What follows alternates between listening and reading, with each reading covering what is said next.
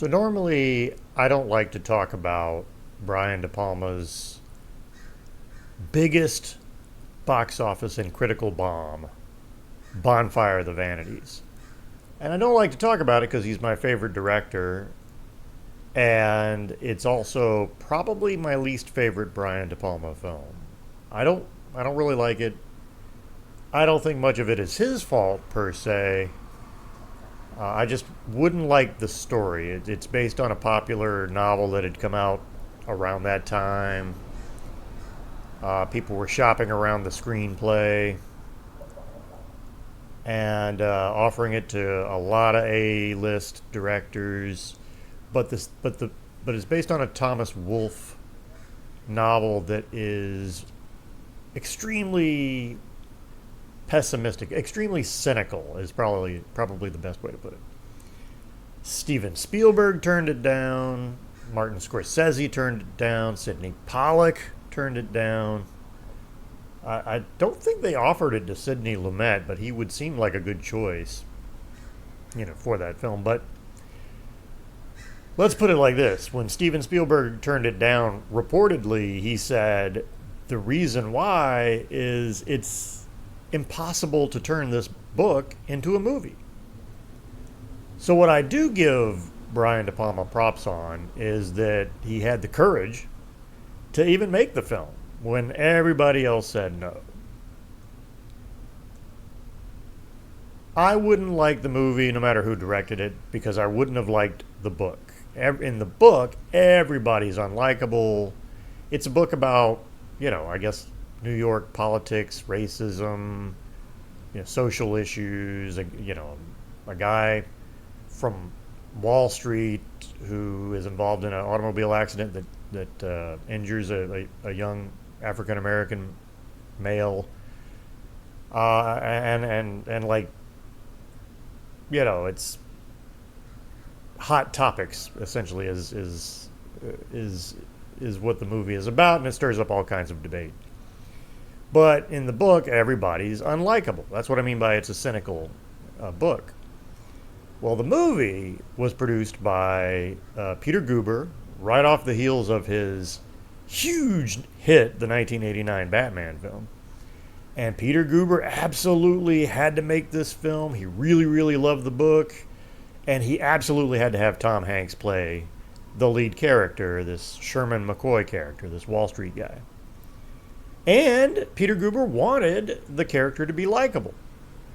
Now, turns out that creates all kinds of issues, because if you make a movie like this and all the female characters are unlikable, all the Jewish characters are unlikable, all the African American and Hispanic characters are unlikable, and the only likable one is a white dude, that kind of creates a little bit of an issue.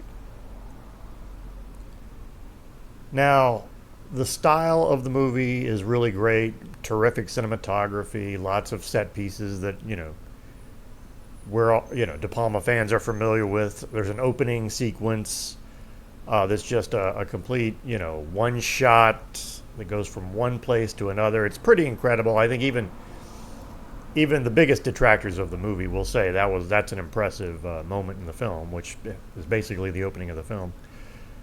He wasn't the reason this movie sucked. Now, he did make a couple of bad decisions. A couple of, in particular, some casting choices that he himself was responsible for.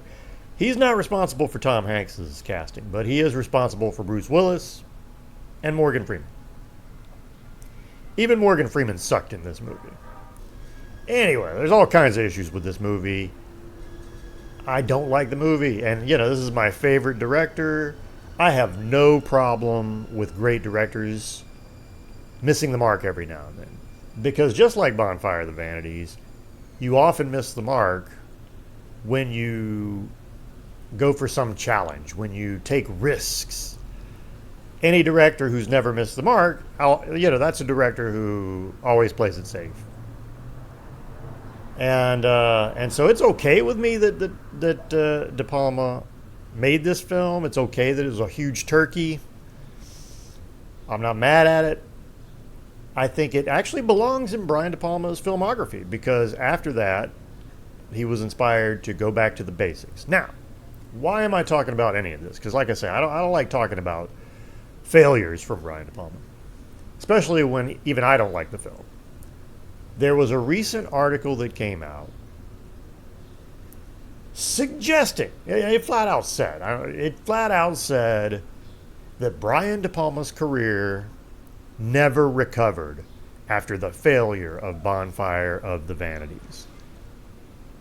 Never recovered? I'm sorry.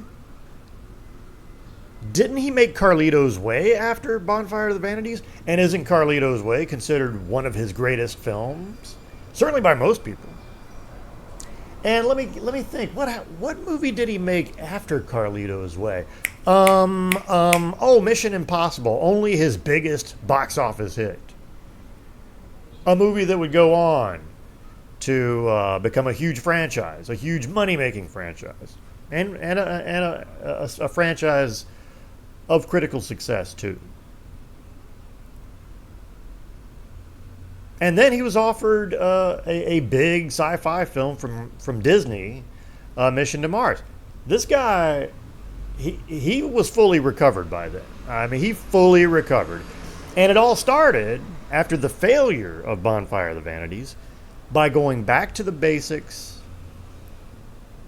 writing a new screenplay, writing this crazy movie called Raising Cain, brought in some old friends like John Lithgow and Greg Henry and Stephen Bauer, who you know as Manny in Scarface, and made this little movie with a modest budget and featuring an absolute tour de force from John Lithgow. Also, Lolita Davidovich is excellent in it as well. And it made 4 times its budget at the box office. So, yes, Brian De Palma fully recovered after Bonfire of the Vanities. Was it a bad failure? Yes. Was it the butt of many jokes at the time? Yes. I think emotionally, De Palma was more upset about the box office failure of Casualties of War, which came out before Bonfire of the Vanities. Although that was a great movie, and critics, it was a critically acclaimed film as well. So, no, what happened was after Mission to Mars, Brian De Palma got fed up with the Hollywood studio system, didn't just leave Hollywood, but left the United States, moved to Paris, France, and started making smaller movies. Femme Fatale, which I think is one of his personal masterpieces, if not his personal masterpiece, and certainly his artistic one. And then he went on to make The Black Dahlia, which, I've made a couple of videos now about The Black Dahlia, which I think is a misunderstood film, and is very good, is better than people actually think it is. So. And then he went on to make a movie that was important to him called Redacted. Again, a movie that I didn't love, but I at least respect. And it was a movie that was anti the Iraq War, and so I can really appreciate that. And then he made Passion, which I think is very, very good. So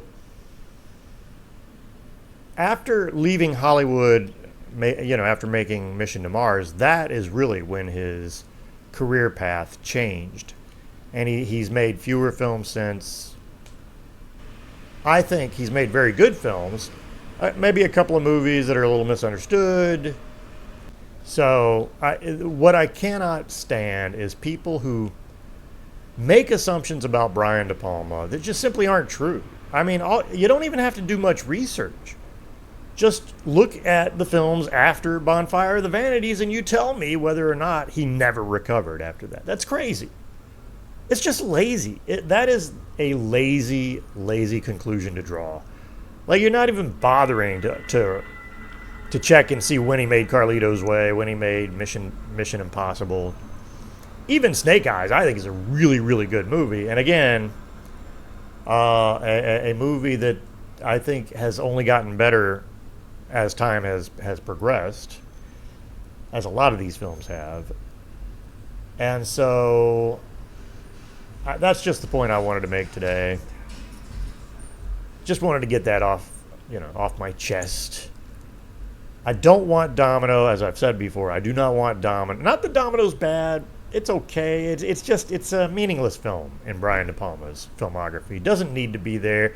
I think even Bonfire of the Vanities deserves to be in his filmography more than Domino because it's certainly worse than Domino, but Domino is unnecessary. Domino, it feels out of place in De Palma's filmography because he's in the twilight of his career and he needs to make films that are important to him, and Domino feels like a film not at all really important to him. It's almost like he did it as a favor for somebody. I don't know what's going on there. So it's kind of important for me that Domino, as a Brian De Palma fan, it's important for me that he doesn't end his career on Domino. A few videos ago, I updated you guys on a new film that De Palma was starting called Sweet Vengeance. Now, the latest I heard was that it's been postponed, and this is scary for us De Palma fans because we've seen a lot of his projects postponed before, and they never came to fruition. So this has been postponed. I think they said for October. They didn't give a reason why, but as far as I know, it's still on. It's still official. RT Features is making it. They already mentioned who the cinematographer is going to be and the costume designer. Very good at their professions. And but no casting news. And I'm gonna be optimistic and hope that between now and October we hear some news. And Sweet Vengeance is a story that Brian De Palma wrote, so it's a true original. And it's one that he's been wanting to make for several years now. So I think it's probably going to be important to him. So if it happens to be his last movie, then that'll make me happy because unless he has another one after that. But if that's his last movie instead of Domino, I don't care how bad it is because I know it's going to be a Brian De Palma true original, and I know that if it's his last film, that he's going to be going out on his terms. Kind of like Francis Ford Coppola and Megalopolis. I've only heard pretty much bad things about that movie. I haven't seen it myself. I am intrigued and kind of want to see it. But even if Megalopolis is as bad as people say, if it happens to be Coppola's last film, I feel like you got to respect that he went out his way. Like this was a Megalopolis sure seems like a movie that it was a true original and sort of visionary, sort of stylistic film. Maybe from a madman, but nonetheless, it's all part of a director's DNA, these films. So I kind of respect, I would respect it if Francis Ford Coppola goes out on Megalopolis, and I would respect it if, no matter how bad it is, if Brian De Palma goes out on an original work like Sweet Vengeance.